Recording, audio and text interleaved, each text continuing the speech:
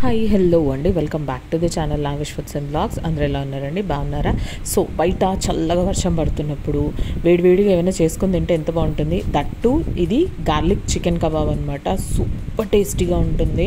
బయట చల్లగా వర్షం పడుతున్నప్పుడు వేడివేడిగా ఇది చేసుకొని తినండి, చాలా చాలా బాగుంటుంది అనమాట. మీరు దీన్ని పప్పుకు కానీ పప్పుచారుకు కానీ దేంట్లోకైనా నంచుకొని తినొచ్చు అనమాట. ఉత్తగా స్నాక్స్ లాగా కూడా తినవచ్చు. సో దీని రెసిపీ చూసేద్దామా. సో దీనికి వచ్చేసి ఒక మిక్సీ జార్ తీసేసుకుని దీనిలోకి ఒక ఫుల్ పెద్దది తెల్లగడ్డ మొత్తానికి వేసేసుకోండి. నేను పొట్టుతో సహా వేస్తున్నాను. మీరు కావాలంటే పొట్టు తీసి కూడా వేసుకోవచ్చు. దాంతోపాటు ఒక 1 ఇంచ్ దాకా అల్లం, ఒక చెక్క, 1 ఇంచ్ చెక్క, కొన్ని మిరియాలు, పచ్చిమిర్చి, కరివేపాకు.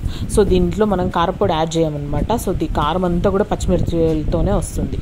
సో అది గ్రైండ్ చేసి పక్కకు పెట్టేసుకున్న తర్వాత ఒక గిన్నెలోకి 3 to 4 టేబుల్ స్పూన్స్ దాకా కార్న్ఫ్లోరు, 3/4 టేబుల్ స్పూను శనగపిండి, 2 టేబుల్ స్పూన్స్ మైదా, 2 టేబుల్ స్పూన్స్ వచ్చేసి బియ్యపిండి తీసేసుకుని దీన్ని దాంట్లోకి కొంచెం పసుపు యాడ్ చేసేసి మనం ఏదో ఆల్రెడీ గ్రైండ్ చేసి పెట్టుకున్న మసాలాతో పాటు సాల్ట్ యాడ్ చేసి మంచిగా ఇదంతా వేసి కలిపేసేయండి దాన్ని.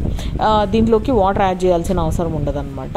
ఇది కలుపుకునేటప్పుడు టేస్ట్ చూసుకోండి, ఉప్పులు కారాలు సరిపోయినాయా లేదా అనేసి అని చెప్పి.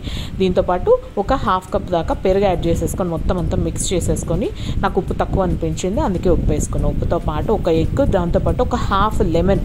నేను 1.5 కిలో చికెన్ చేస్తున్నానండి.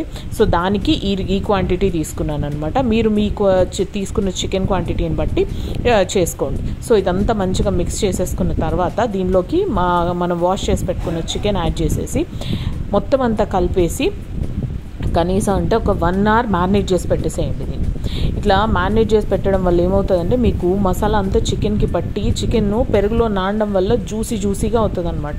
చాలా టేస్టీగా ఉంటుంది.